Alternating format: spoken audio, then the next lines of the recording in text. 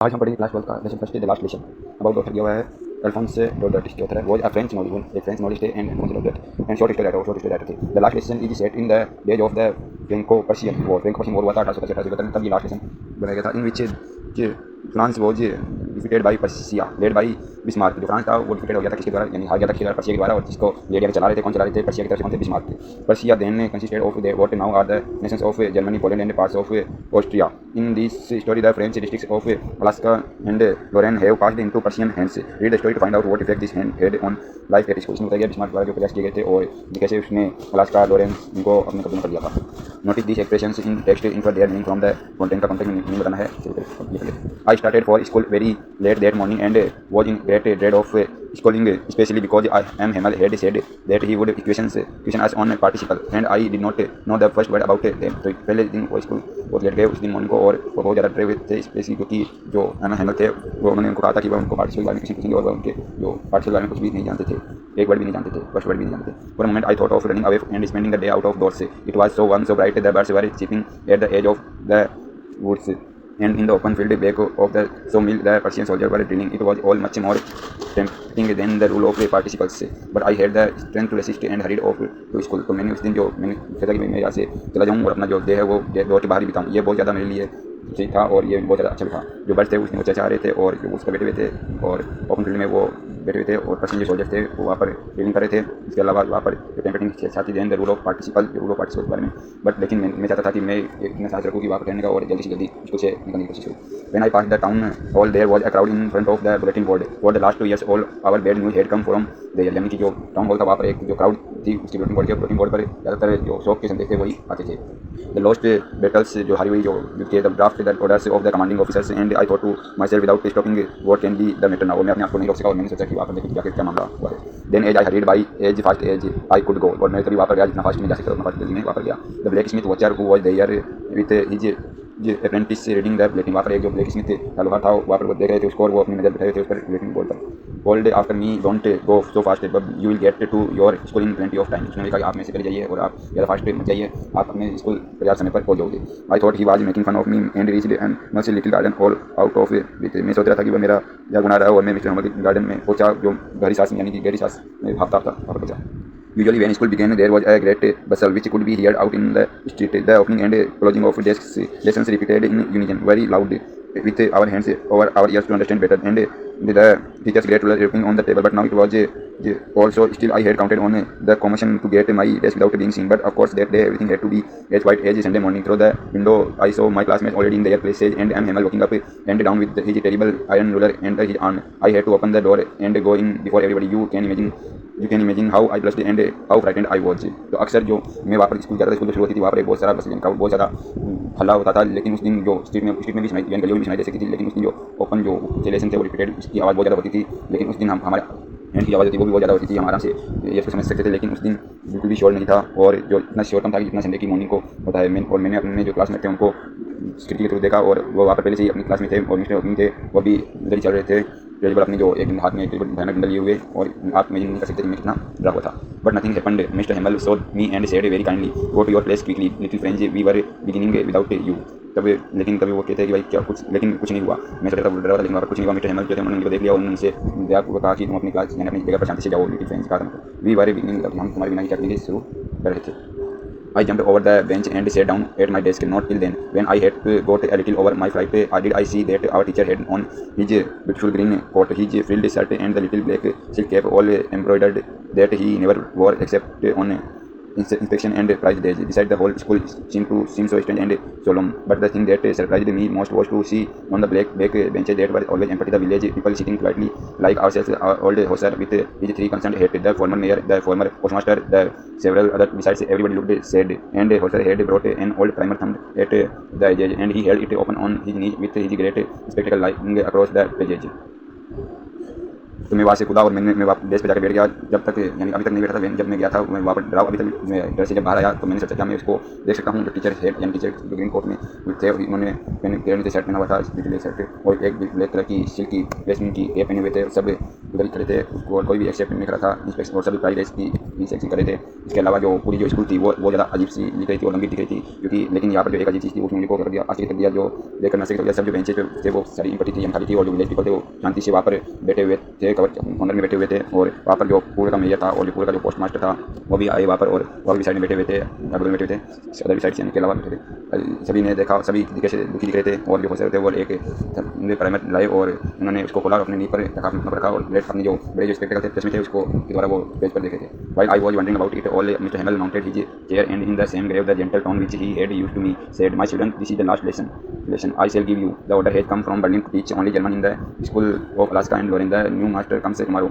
This is your last French lesson. I want you to be very attentive." तो तभी जब मैं वहाँ पर बहुत यानी आश्चर्यचकित हो रहा था, तभी मिस्टर हेमल ने अपनी जो चेयर थी उसको उठाया और उन्होंने यानी कि उसी गंभीरता पूर्वक जेंटल यानी कि सज्जन पूर्वक उनको कहा था कि बच्चे ये मेरा लास्ट लेसन है और मैं ये तुमको दे रहा हूँ, और मेरे ये ऑर्डर बर्लिन से आया है तुम्हें पढ़ाने को जर्मन का, ये जर्मन स्कूल में अलास्का और फ्लोरेंट में। यहाँ पर ये जो न्यू मास्टर कल से न्यू मास्टर आ जाएंगे और ये तुम्हारा लास्ट फ्रेंच का लेसन है, और मैं ये तुमको मैं चाहता हूँ तुम ये बहुत ध्यानपूर्वक पढ़ो।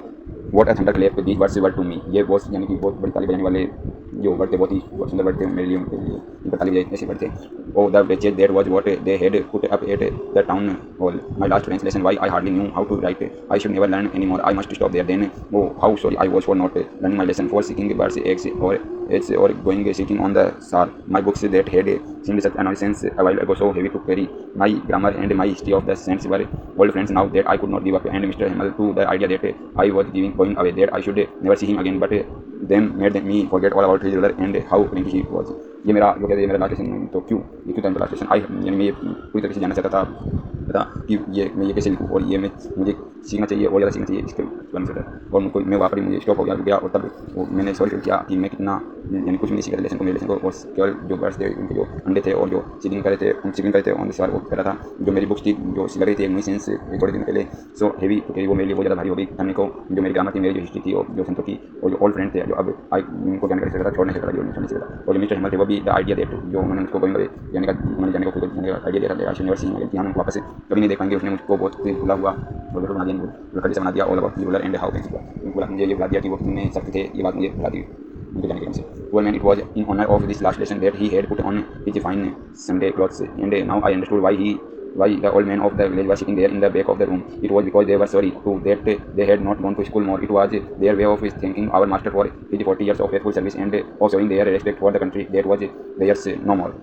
तो जो वहाँ पर जो लोग थे दयनीय स्थिति में थे वो, और वो यानी उनको जो सम्मान में वो दे रहे थे कि ये उनका लास्ट लेसन है, और वो जो उन्होंने अपनी संडे के जो हर दिन वो क्लॉथ पहनते हैं संडे को उन्हीं क्लॉथ में रहता, और जो अब वो समझ गए थे कि भाई द ओल्ड मैन ऑफ जो विलेज में जो ओल्ड मैन थे, जो बूढ़े आदमी थे, जो क्यों बैठे हुए थे वहाँ पर जो उनके पीछे जो अब जो, क्योंकि वो इसलिए था क्योंकि वह बहुत ज़्यादा माफ़ी यानी अपने आप में क्षमा आती थे कि जीते, और वैसे होते थे भाई हम इसको अब ज़्यादा और नहीं जा पाएंगे। और ये जो उनका जो मास्टर था उनको थैंक करे थे, उनको जो 40 साल से उन्होंने जो सर्विस की है वहाँ पर, उसके लिए उनको थैंक यू करे थे, और जो कंट्री के लिए जो उन्होंने निभाया उसके लिए वो उनको थैंक करे थे भाई अब वो यहाँ पर नहीं होंगे। जब while I was thinking of all the I heard my name called, it was my turn to recite. What would I not have given to be able to say that dreadful rule for the participle all through very loud and clear and without one mistake, but I got mixed up on the first verse and stood there holding on to my desk, my heart beating and not daring to look up. जब मैं वापस सोच रहा था ये सब, तभी मेरा नाम वापस पुकारा गया, और जब मेरा टर्न आया ये बोलने को तो मेरे क्या बोलूँ, ये इसलिए मैं एबल नहीं था, और ये मेरे लिए बहुत ज़्यादा ट्रेड यानी ध्यान रखे था कि मैं उनके बारे में उनके बारे में पार्टिसिपेट जो उनसे पूछते थे उनके बारे में बताऊँ, उनको क्लियर बताऊँ उनको बात को, लेकिन मिस्टेक है, लेकिन मैंने सब उसको मिक्सअप कर दिया, सबको सबमिट कर दिया। और जो फर्स्ट वर्ड से जो मैं वहाँ पर खड़ा हुआ अचानक, और वहीं पे रहते हुए मैं अपने डेस्क को पकड़ते हुए मेरा जो हार्ट था वो बीट कर रहा था जोर से, और मैं उनकी तरफ देखने का हिम्मत नहीं कर पा रहा था। आई heard Mr. Hamel say to me, I won't scold you, it is and you must feel bad enough. See how it is every day we have said to ourselves, I have plenty of time, I will learn it tomorrow. And now you see where we have come out. That is the great trouble with Alaska. She puts off learning till tomorrow. Now those fellows out there will have the right to say to you, how is it you pretend to be Frenchman and yet you can neither speak nor write your own language, but you are not the worst, poor little French. We have all a great deal to reproach ourselves with. जब मैंने सुना mister जो हेमल थे उनको कह रहे थे कि मैं तुमको नहीं डांटूंगा फ्रेंच, तुमको जो अपनी फील जो तुमने बुरा महसूस किया है ना फिर वो तुम्हें बताना चाहिए। इसलिए एवरीडे जो मैं हम तुमको जो कैसे कहते हैं हमारे बारे में वो तुम्हें बताना चाहिए, जो हमारा तुम्हें वहाँ से पर्याप्त टाइम है, और तुम यानी कि कल से जो लेसन है उनको आराम से सीखना ना। जो फेलो आउट ऑफ देयर है तुम्हें भी एक जिसका अधिकार है कहने का, हाउ एंड ये जो था ये इसको जो बहकावे सा लग रहा था फ्रेंचमैन को, और उन्होंने अभी भी ये नोवेल में, लेकिन वो अभी भी कुछ नहीं बोला, ना ही उसने कुछ लिखा अपनी लैंग्वेज में। और लेकिन तुम जो हो वो कह रहे थे तुम जो हो तुम सबसे खराब नहीं हो, जो वो कह रहे थे तुम्हारे पास भी एक बहुत अच्छा मौका है हम सबको वापस से आलोचना करने की। Your parents were not ambitious enough to have you learn. They preferred to put you to work on a farm or at the mills so as to have a little more money. And I have been to blame also. Have I not often sent you to water my flowers instead of learning your lessons? And when I wanted to go fishing, did I not just give you a holiday? जो तुम्हारे parents है वो भी कहेंगे चिंतित नहीं होंगे बिल्कुल भी, तुम्हें सीखता हुआ देख कर वे तुम ज़्यादा पसंद करेंगे तुमको एक फार्म में रखना और एक मिल से रखना ज़्यादा से करेंगे। सो आई मॉडल जो मेरे पास जो इसलिए मेरे पास नहीं है वो बहुत ज़्यादा हो, और मैं भी इसमें ब्लेम कर चुका हूँ। और क्या जो जो स्लोवर्स को वाटर पहुँचा रहा था वो भी कर चुका हूँ। और जब मैं चाहता था कि फिशिंग करूँ, मैं को फिशिंग करूँ, फिर I not just give you holiday, मैंने तुमको नहीं दिया, कोई हॉलिडे नहीं दिया था।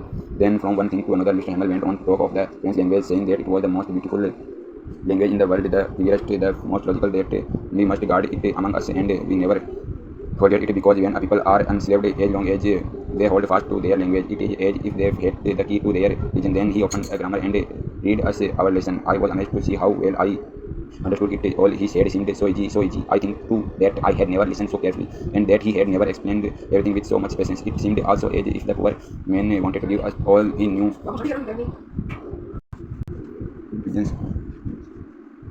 Whenever I looked up my writing, I saw Mr. Hamel sitting motionless in his chair and gazing first at one thing, then at another, as if he wanted to fix in his mind just how everything looked in that little schoolroom. Once for 40 years he had been there in the same place with his garden outside the window and his class in front of him, just like that, when only the desk and benches had been worn smooth. The walnut trees in the garden were taller, and the hopin that he had planted himself twinned about the windows to the roof. How it must have broken his heart to leave it all. Poor man, to hear his sister moving about in the room about taking their tongues, what they must leave the country next day. But he had the courage to hear every lesson to the very last day. After the writing, we had a lesson in history, and then the baby chanted there, ba, be, bo, boo. Down there at the back of the room, a old hussar had put on his spectacles and holding his primer in both hands, spelled the letter with them. You could see that he too was crying, his voice trembled with emotion, and it was so funny to hear him what that we all wanted to laugh and cry. Oh, how well I remember it, that last lesson. All at once the church clock struck 12. Then the angels at the same moment the trumpets of the Persians returning from drill sounded under our windows. Mr. Hamel stood up very pale in his chair. I never saw him look so tall. My friends said but something choked him. He could not go on. Then he turned to the blackboard, took a piece of chalk, and bearing on which all his might he wrote as large as he could. We were laughing. Then he stopped and leaned his head against the wall, and without a word he made a gesture to us with a hand. School is dismissed. You may go.